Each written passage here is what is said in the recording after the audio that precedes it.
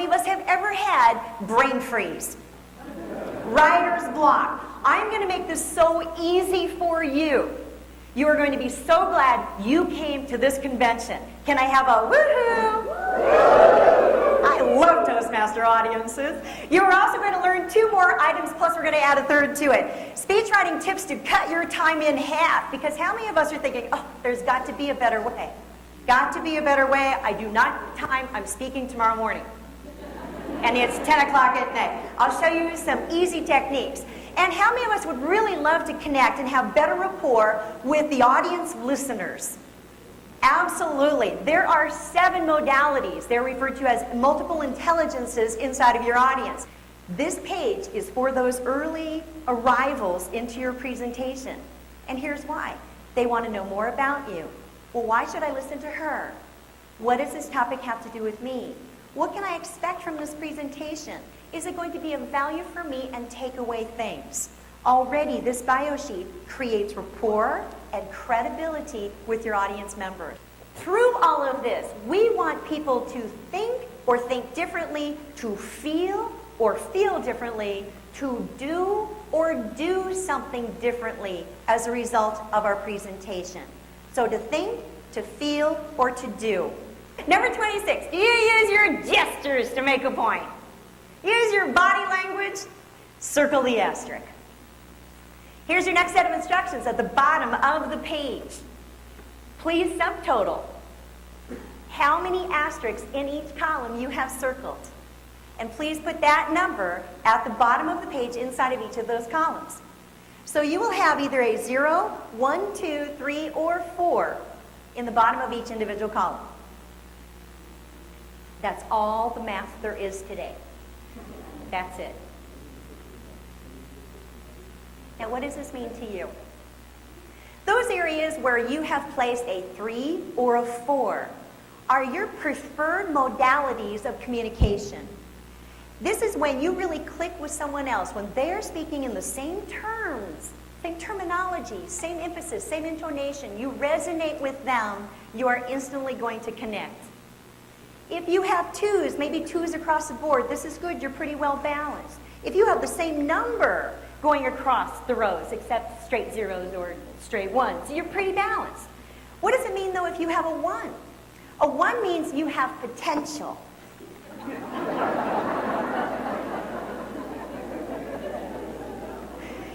It means that you can adapt and improve those skills where perhaps it's a little bit shy. Now, what about those 0s? We call placeholders. That's a lot of potential. What it means is that if you have a 0 in your chart, you are not communicating with 1/7 your listeners. Ooh. What might that mean to you at the World Championship level? Not even placing is what that means. What does it mean at the club level? It means you might take 2nd or 3rd. What does it mean as a professional speaker? You won't be asked back. What does it mean in your workplace? It means people are wondering, well, are they the right person for the job? They start questioning. How are we doing with that? Let's get more into detail with every single one of these areas, and I'll give you tips regarding your listening. There are 7 multiple intelligences, or the modalities of how people communicate today. So for instance, if you had in column 1 a 3 or a 4, that is one of your strengths. Linguistic people need the words, the choice of semantics. Again, I'm giving you an overview, then we'll take a look at each and every single one. Column 2 is math and science.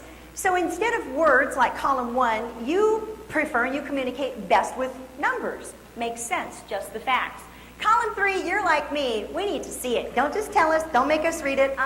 Show us. That's why show what you mean is a powerful presentation skill for us to learn. If you are number 4 on this list, musical, you are rhythmic. You have a cadence in your head. Some of you have a song stuck in your head from days ago on a repetitive loop. You love vocal variety when people use it or speak in dialects. That's very intriguing for you because it's the sound. Some of you even noticed we had music coming in for you today. That was for you. Column 5, you're the huggers in the group. Where's our huggers? Where's our huggers? Yeah, turn to the people next to you. I know you're waiting for it. Go ahead. Turn and hug. Huggers, column 5. There you go. Handshakes just won't do for you. I mean, handshakes are, just beginner's class. You run up to people, oh, how are you? Haven't seen you since last convention. Now, column 6, you are the people. You need people. You're highly social. You're dynamic at any customer service position that puts you out in place, in position to be of service. It's your gift. Column 7, you are intrapersonal. Now, that doesn't mean that you're not people. It means that after you've been with people, you need to walk away and think about it. You know that? These are the 7 multiple intelligences. On the next page inside of your handout, I have created this chart for you, this worksheet to help you prepare your presentations. On the left-hand side of the column, you will see those 7 multiple intelligences with a little cheat sheet note for you. In the middle, you will see ideas to include in your presentations to make them effective. When you take something from each of these 7 categories and write your notes on the far right column, makes sense. I'm helping you write your speeches right here. This will save time and add to your connection factor. Just by using this worksheet for your preparation, you will be able to reach every single listener in your audience, regardless of how long or how short your presentation. How many of you are into numbers? How'd you score? In column 2, where's our 3s and 4s in column 2? Math is really important to you. So for you, notice that. These are not bullet points, these are numbered points. Know your audience. Some of you need to make a note of that. If math is not your strength, make sure to include some numbers into your presentation. These people need the facts, the details, the statistics. If you are, and I'll give you a gender stereotype here, if you are a woman addressing a dominantly male audience, open with facts, statistics, and numbers to gain credibility. The men may be sitting there thinking, what is this little lady going to say? It's true. Now, women, we also need to use the phrase, here's my point. Write that down. Here's my point, because men are listening for it. What's your point? Here's my point. Write it down anywhere there. Men, if you are addressing dominantly women audiences, don't kill us with numbers unless we're accountants. Instead, tell us a story and reach our hearts. Then you can tell us any numbers you need to. 5 stages of fear. Number 1, the fear when you find out you need to give a speech. When you see your name on the agenda. Or when someone comes up to you at work and says, hey, we need for you to give a presentation. Stage 2 is during your presentation preparation. Stage 2 is like, different fears come in and what do I need to cover and brain freeze or anything else that comes up. Stage 3 is while you're being introduced. I used to have this fear a lot. And then I realized my mind goes blank. It's like, okay, fine, I'm a clean slate. No predetermined thing. It's like you need to go with the flow. You need to have several openings that you can shift to in a moment's notice and know your material so well you can do that. Stage 4 happens during the presentation. How many of us have that one? It's like, oh my gosh, what am I thinking? What did I just forget? Da, da, da, da. And if you're memorizing your speeches, ouch, did that once, only once. It was painful because I couldn't remember what I wrote. It's like, wow, it must not have been that good. Stage 5 is after the presentation. And here we're wondering, what did they think? How did I do? Musical people. You are the ones who noticed the music. Where are you? Who scored 3 and 4? Okay, musical people. You remember tunes and lyrics. And it really helps for you, if you want to cut through your brain freeze, have some nice classical music playing in the background while you are preparing your presentation. Largo, Baroque, something that has a 60 to 80 beats per minute will help you retain the information, calm you down, boost the immune system, and support creativity. I had the privilege of speaking in Hong Kong a few years ago. How many of you are from Asia? Thank you for coming. I had a wonderful experience. 350 people there from 7 countries, and I am teaching graphic design, marketing, advertising.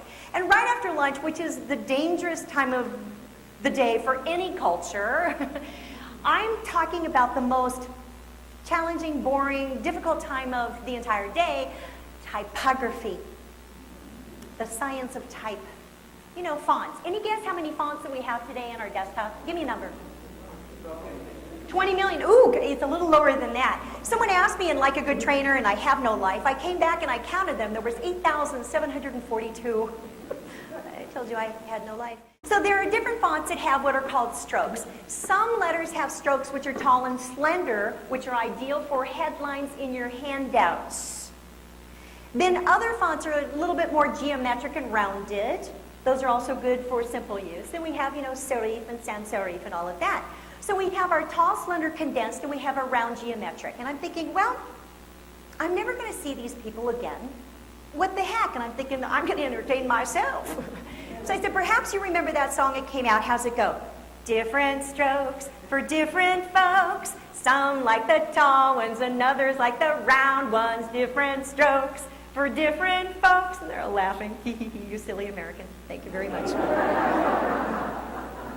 So I thought, well, to clarify my point even more, if we have too many fonts on a page, we're so overwhelmed, we get that other classic song. Signs, signs, everywhere there's signs. Don't you know they seem to be breaking my mind?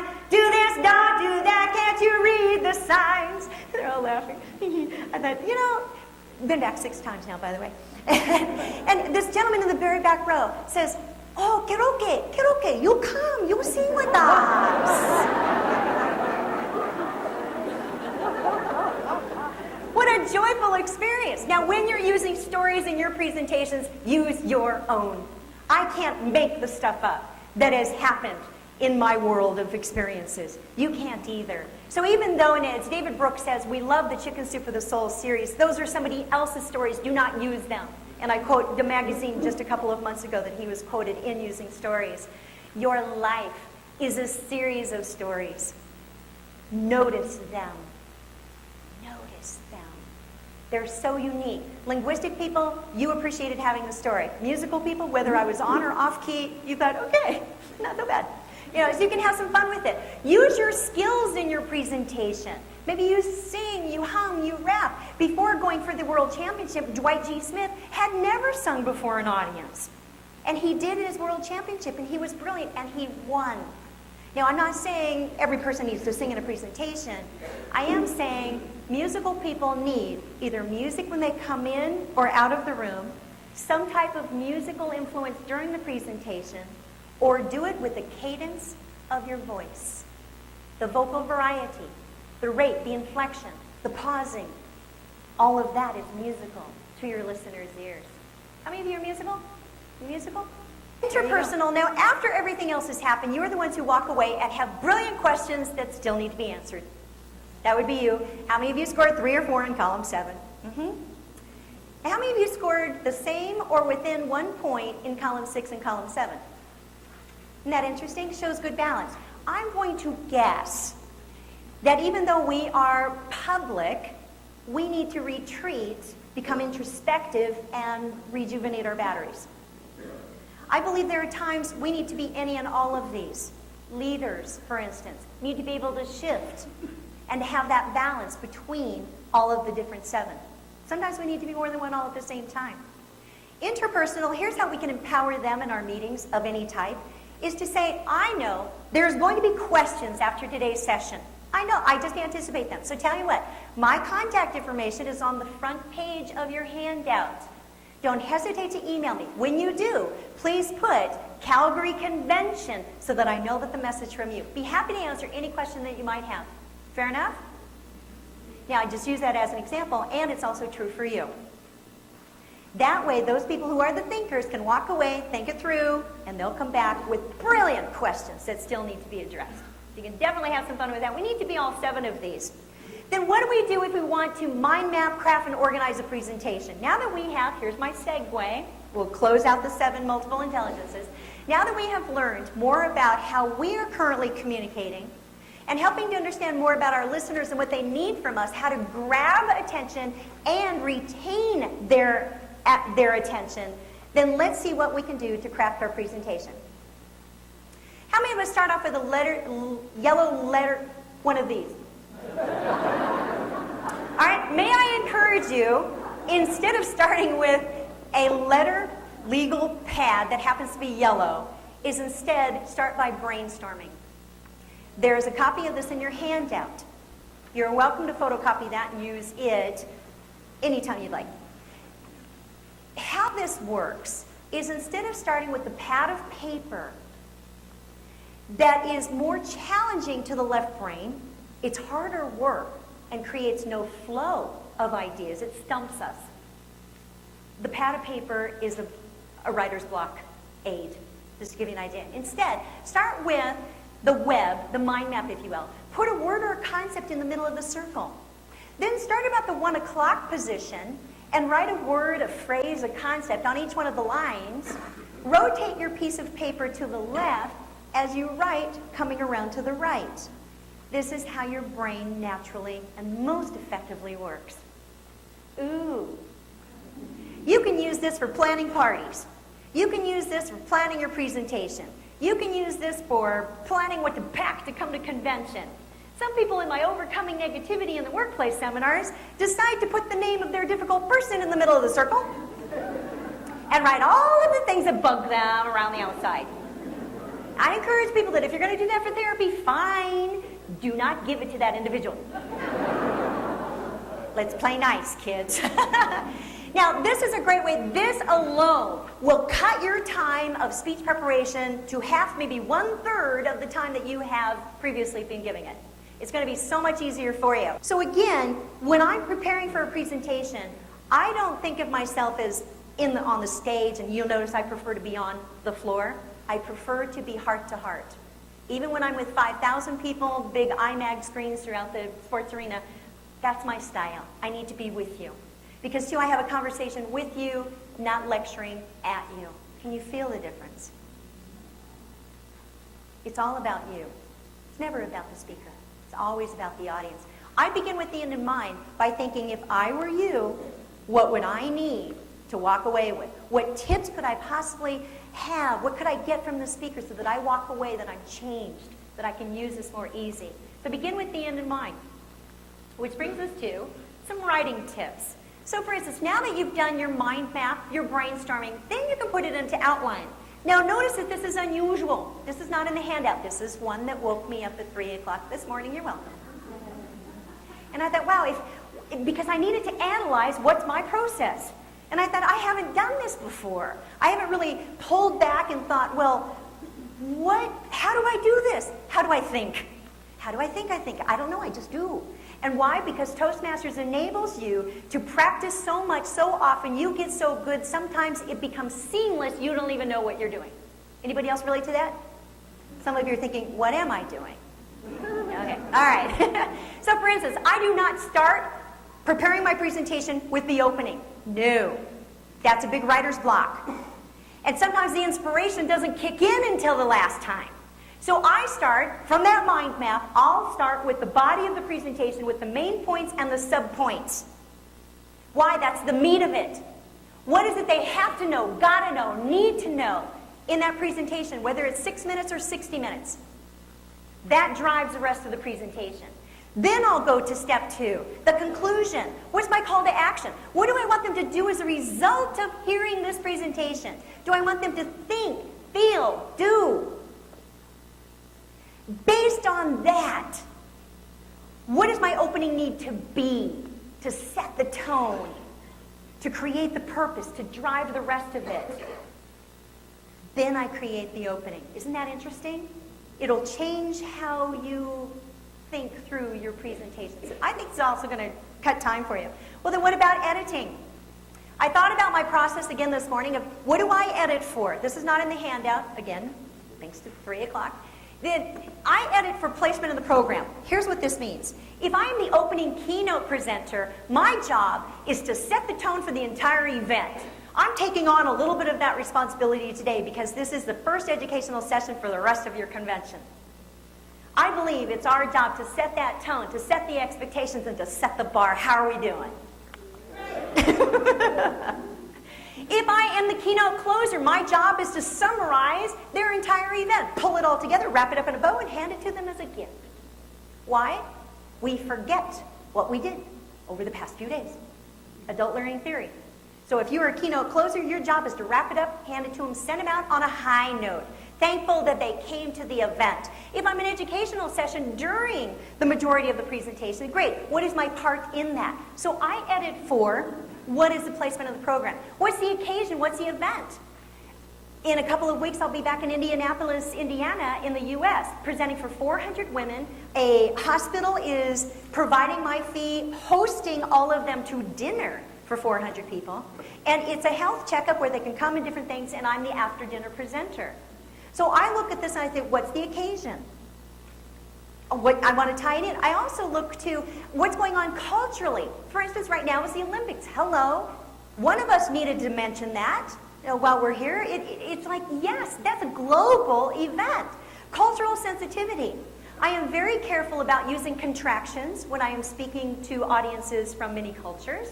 I'm definitely on a microphone and often speak more slowly. I'm careful not using too many Americanisms when I am addressing an international audience. Again, care about your audience so much, you know them. They want to be able to relate to you. In our presentation today, we have taken a look at how we can connect easily with our audiences, the 7 modalities, how to attract attention, retain them, establish credibility and rapport, how to sprinkle some more fun and some sparkle factor throughout. I've given you some of my own mind meld, if you will, from mind mapping and brainstorming, and you have a valuable handout that you can take back. And if you had a presentation in 10 minutes from now, you would be brilliant. It has been my pleasure to serve you. May every time you stand up to speak, may you sparkle when you speak.